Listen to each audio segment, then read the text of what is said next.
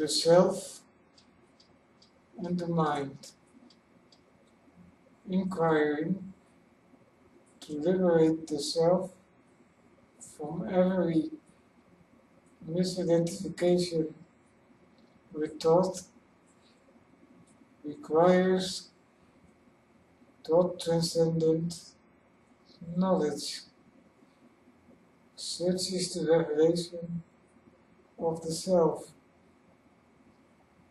beyond all of the mind.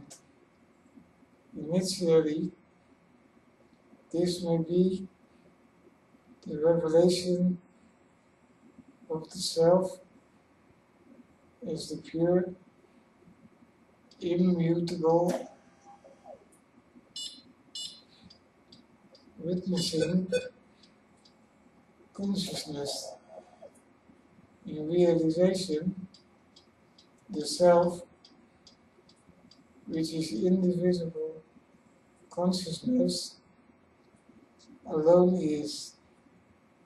Those who are introspective, observing the changeful nature of thoughts and states of mind, and desiring to be free of the mind, are intent upon discerning the inconceivable self that is not to be misidentified with thought.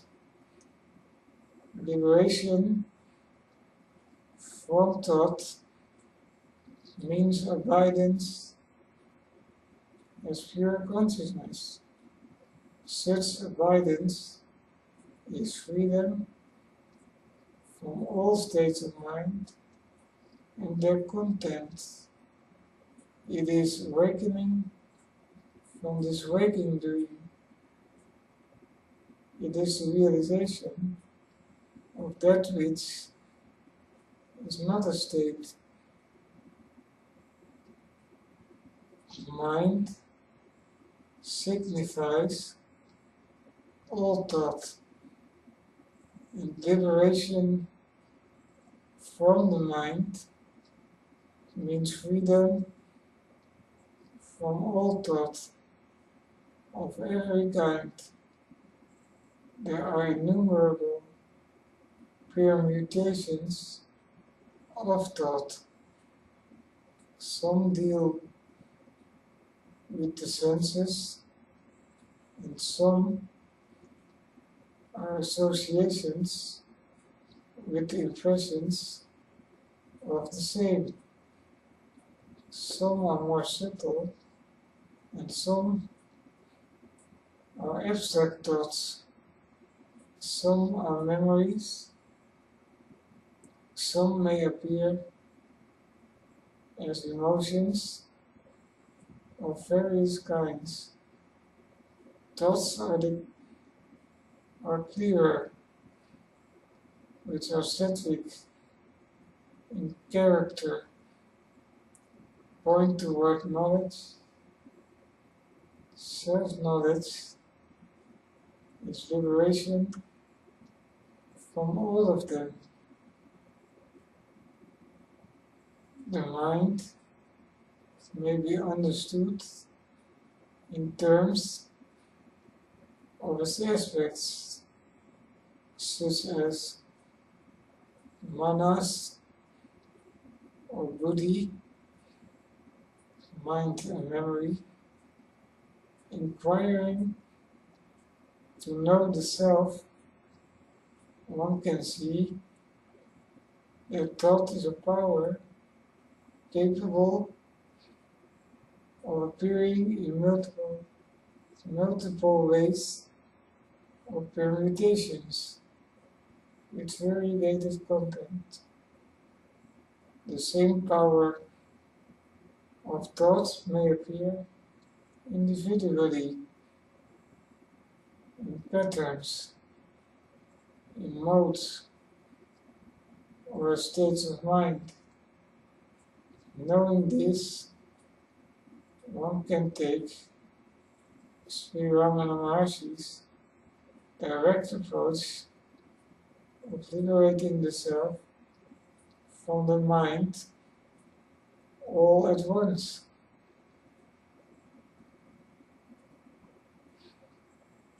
A wise yogi frees himself from the mind, from thought, realizing that all duality, which is all experience other than the self, is a creation of the mind. Such creation is due to thoughts and is composed of thoughts. Abidance, free from thought, requires one to abide free of dualistic notions regarding the mind itself. The unmoving self does not travel through the mind, and thought does not drag the ever still, transcendent self about. The self is silent and untouched, endowed with the supreme, solitary power of reality. It does not contend with thought, as if thought were an enemy with its own power. Self-inquiry entails freedom from the pursuit of delusive thoughts that, in the form of tendencies or vasanas from the samsara, self-knowledge is not merely a blank mind in which thought activity is temporarily stilled. For self-realization, one should know the self's freedom from thought and the true nature of the mind, inquiring, for whom is this thought, for whom is this mind? One should seek knowledge of the self beyond all mental modes and states, inquiring, who am I? One should know true being, interior to any thought, more formless than any thought, transcendent of all thought, and ever free from all thought. The self is changeless. Thought is changeful. Thought is changeful.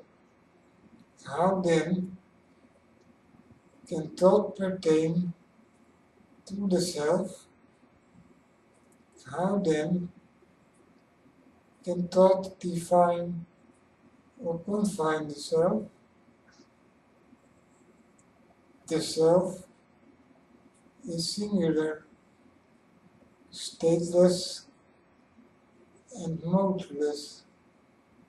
Thought is multiple, appearing as thoughts, modes, and states. How then can thought pertain to the self? How then can thought define or confine the self? The self is homogeneous. Thought has many aspects. How then can thought pertain to the self? How then can thought define or confine the self? The self is continuous being consciousness. Thought is sporadic, and each thought is momentary. How then can thought pertain to the self? How then can thought define or confine the self? The self does not rise and has no disappearance. The rise and fall of thought can be observed by anyone who meditates with depth. How then can thought pertain to the self? How then can thought define or confine the self? Thought being objective is the known. Thought has no knowing power of its own. The self is the knower, the silent witness of all thought. The self is consciousness, which is the knower, and the mind is the field. Since this is always so, how then can thought pertain to the self? How then can thought define or confine the self?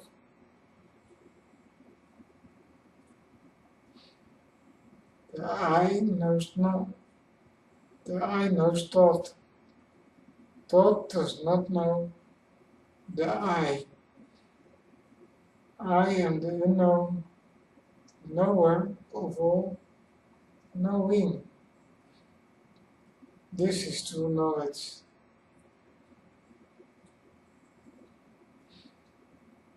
None of the attributes of thought are those of the self. How then can thought pertain to the self? How then can thought define or confine the self? The self is free from thought. Thought can never conceive of the self. The self is never an object of thought. Thought always has an objective element in it.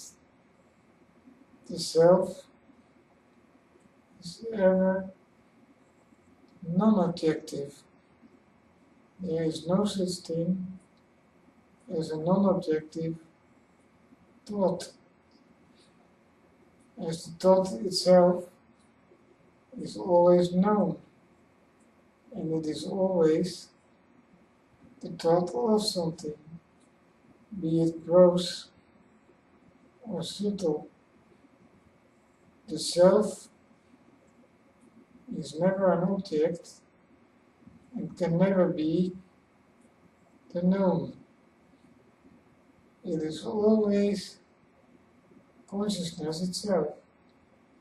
Therefore, the self is ever of the nature that is transcendent of thought. It is not known by thought. which means it is ever defined by thought and cannot be bound by thought, no matter what thought is.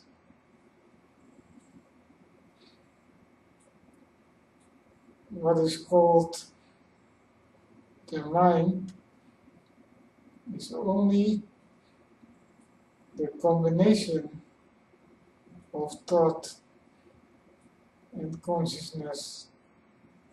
That combination is an illusion. It is the illusion of combining the ever formless with form.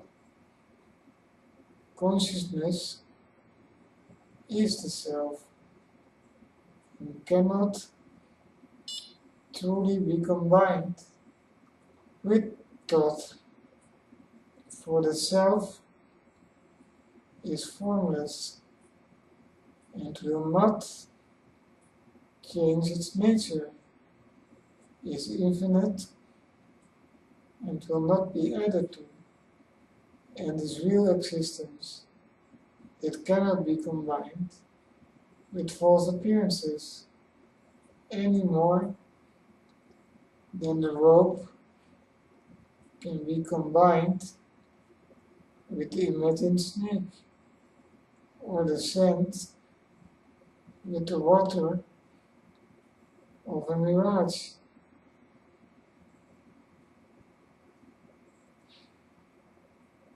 What is casually termed mind is only a collection or movement of thought.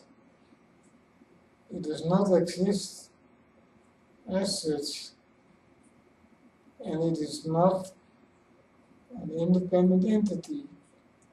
If thought is absent, there is said to be no mind present. Thought itself is inert. When the knowing consciousness is confounded with thought,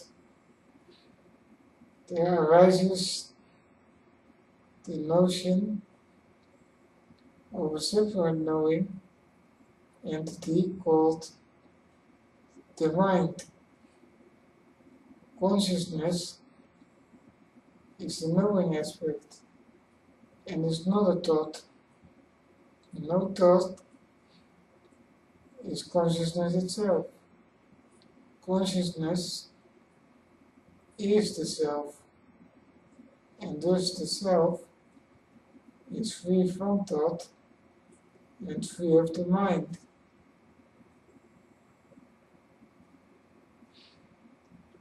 All that appears is only thought and free of the mind.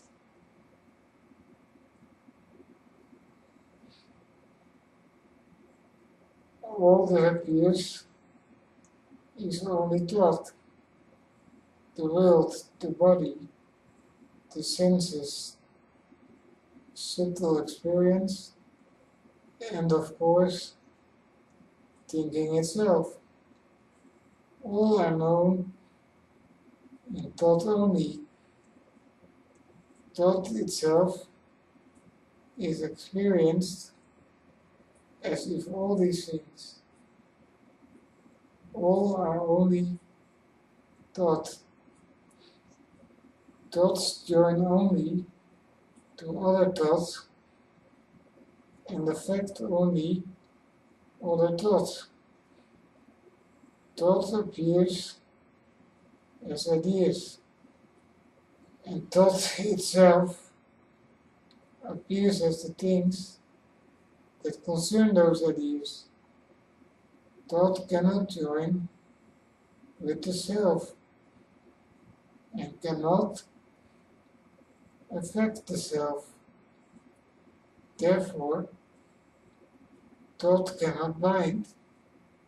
Thoughts affect only thoughts. The preceding thoughts generally determine the succeeding thoughts.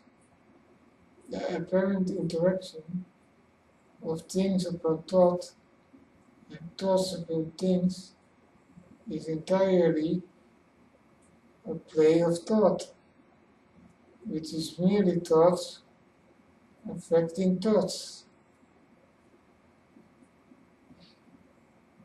Thought itself projects itself into itself.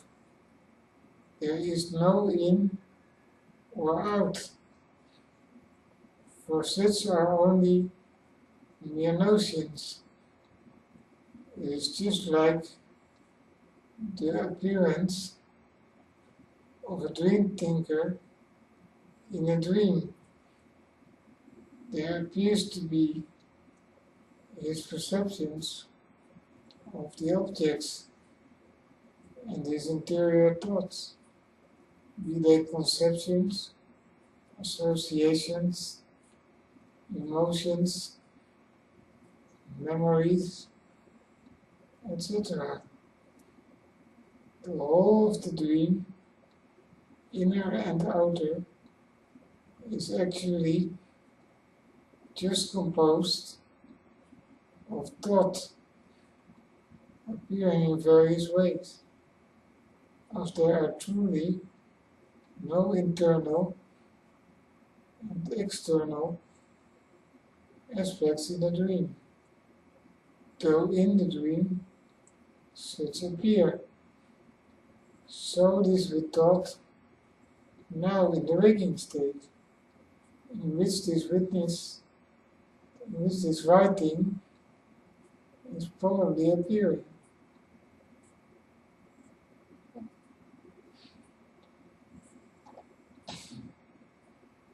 Even the largest thought occupies no space, and the longest one endures for no time. Therefore, all that is conceived is Maya, illusion, just as one thinks, envisions, dreams, and such with no respect to physical things, such as when thinking of a large mountain, or dreaming of being in another place without one's head enlarging or one's body traveling to those places or those things being altered in any way. All is thought, inclusive of the large and small, now and then, this and that, you and I, he and she, here and there, past, present, and future, all things, all actions, all occurrences, life and death, and all that is considered the universe, individual, God. The self transcends all this, for it is free from thought. Thoughts move in modes. Innumerable thoughts and modes are contained in states, including all of them are three states: waking, dreaming, and deep dreamless sleep. In the first two, thought projects itself into itself, and the content of thought changes according to those states. The waking state is equal to the dream. In both, the same multiplicity manifests. In both, subject and object appear. The same kinds of mental functions appear in both states. In both, the same tendency to identify as a particular character with a particular body exists. Cause and effect are present in both states. Both are characterized by a non-perception of reality and the misperception of reality, which are equivalent to not seeing a rope and imagining it to be a snake. These two states, waking and dreaming, are mutually contradictory. Everything experienced in a state changes within.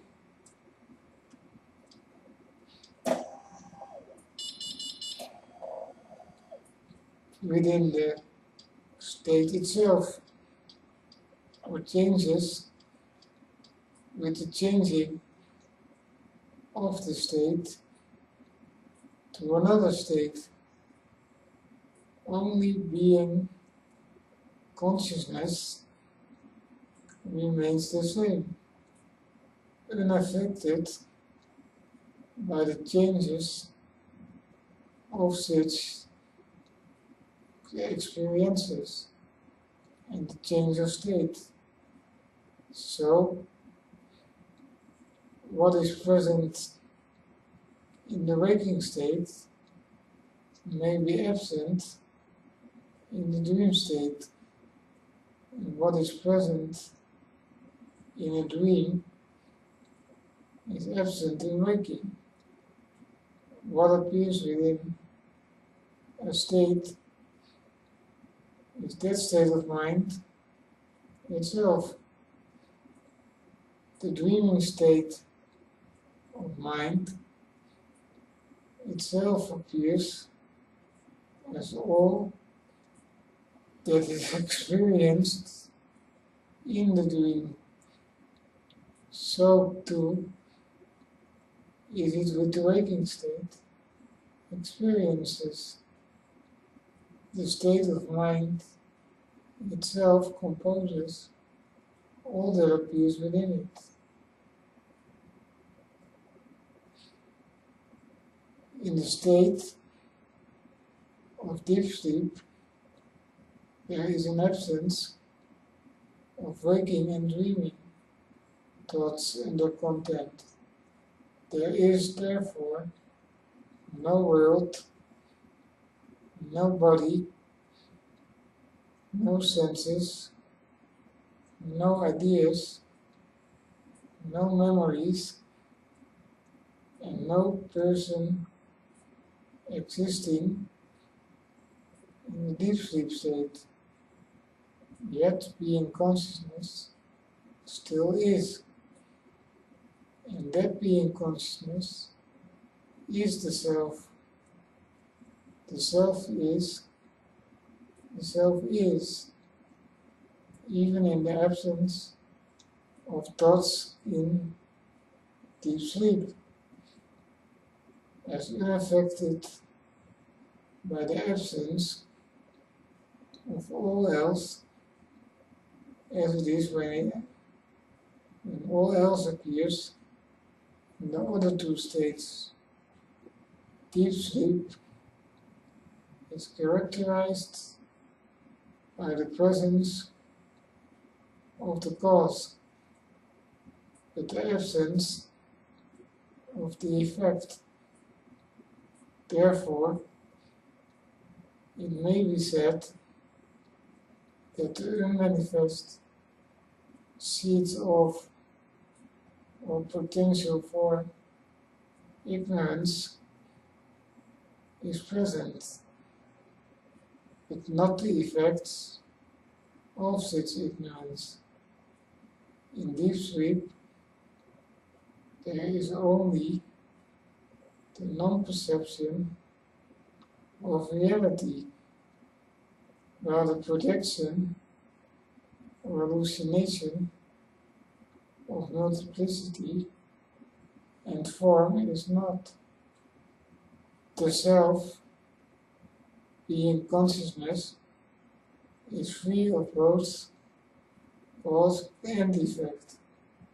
In self-knowledge, neither the feeling of the reality nor the illusion of multiplicity, neither the non-perception of real being nor the misperception of existence exists. The self is itself and knows itself as it is.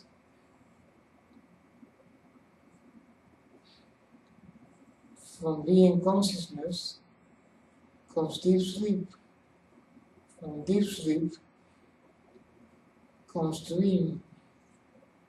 From dream comes waking. Each succeeding state occurs within the preceding one. All occurs within being consciousness. And that is what one truly is. So, it is better to say that the states and the worlds that appear in them are in oneself, than that one is in those states. Being beyond the states, the self is called the fourth. Yet it is only one, and in its own state, ever. The three states are seen as three only so long as consciousness is not known as it is, as dream is to deep sleep, emerging but within it, forming yet not really.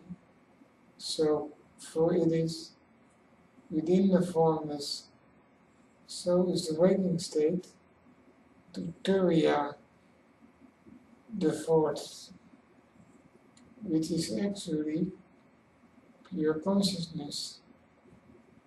Turiya, or the transcendent state, is just pure consciousness, which, being beyond the three states, is beyond the notion of a fourth state.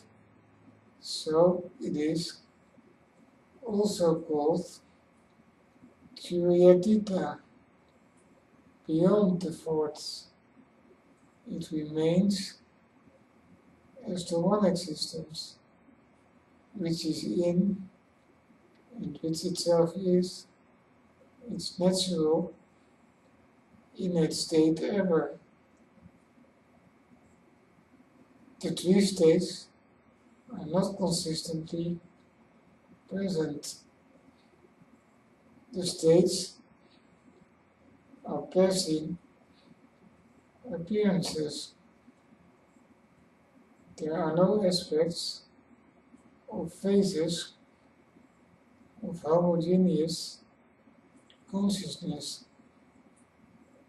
which is partless, as it is being consciousness, the self passes unaffected through the states, unmoved by the presence or absence of thoughts in any of their permutations.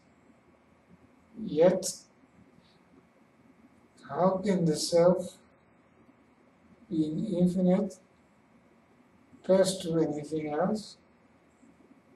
The states revolve in the self, not the self in them. Yet, how can there be anything but the self in the undifferentiated self? The self is infinite, detached, unaffected, the reality devoid of misperception and non-perception, with no cause and having no effect. In final truth, there are no states and no mind, and the self is neither a cause nor an experiencer.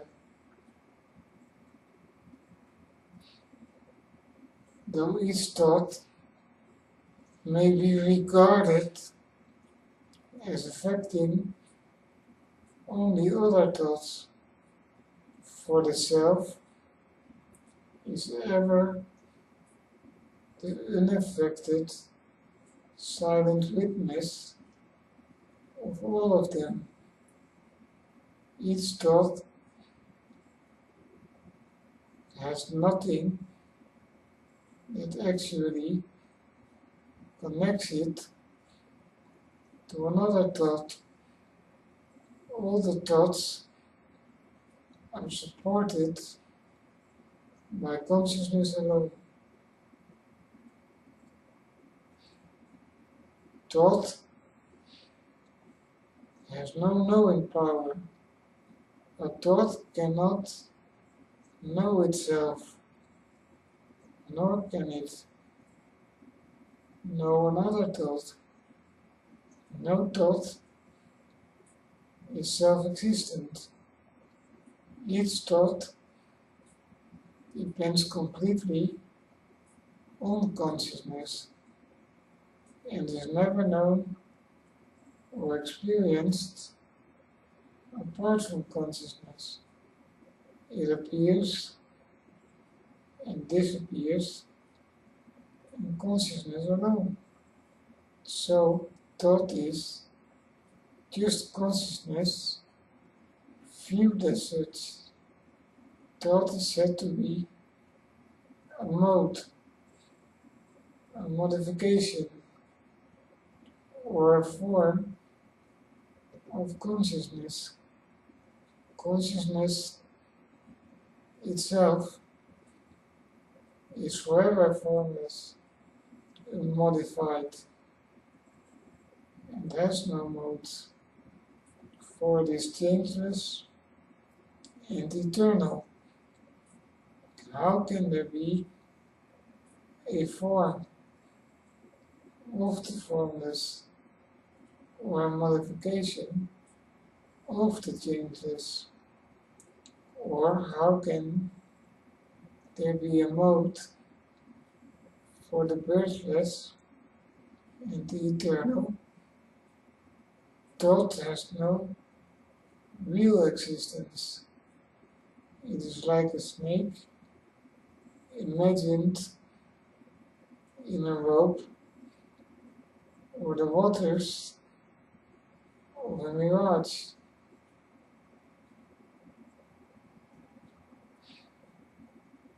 Thought, both as particular thoughts and as thinking itself is not an attribute of consciousness. A true attribute would need to be with that to which it is attributed always. Consciousness is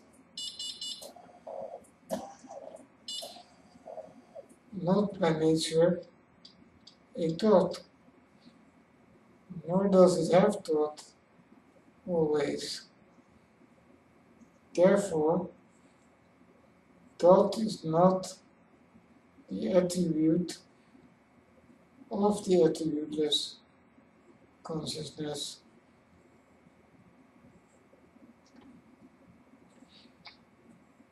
Thought cannot exist without consciousness. Consciousness exists without thought. The self-existent is alone real, and the dependent does not truly exist. Thus, in reality, thought is unreal, and the self alone is real. The unreal is not an attribute of the reality, the self. The unreal is not experienced by the reality, which is of the nature of being, consciousness, bliss. What is not real, what is not experienced in or of the real, does not exist. Thus, there are neither thoughts nor states. One vast consciousness is.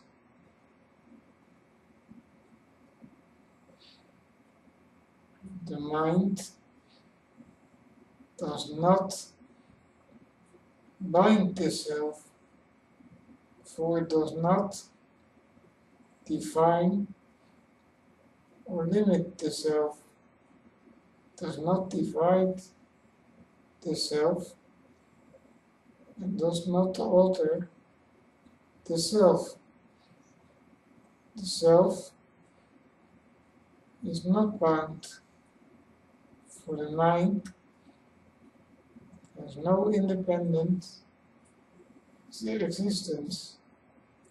The self is not bound, for there is nothing other than the self, and therefore no mind at all.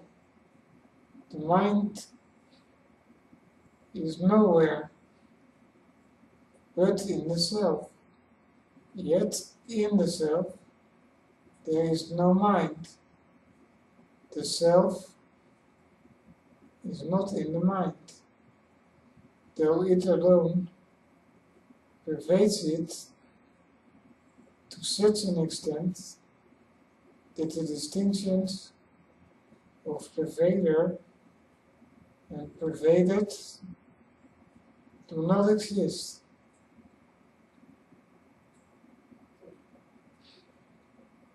Though thought exists only as the self has never become a thought and has never given rise to thought.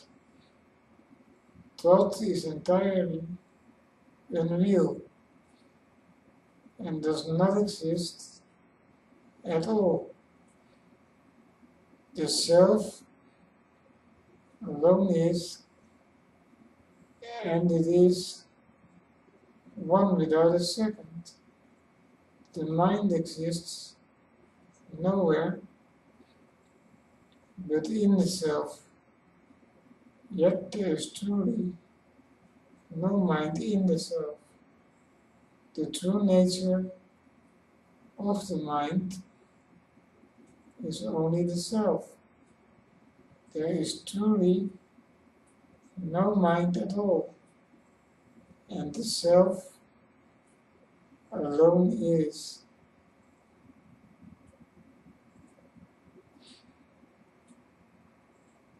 May this thought, transcendent, inconceivable knowledge abide. May the knowledge of the non-dual, invariable consciousness in which there is no such thing as the mind, and which is the only true nature of the mind, be.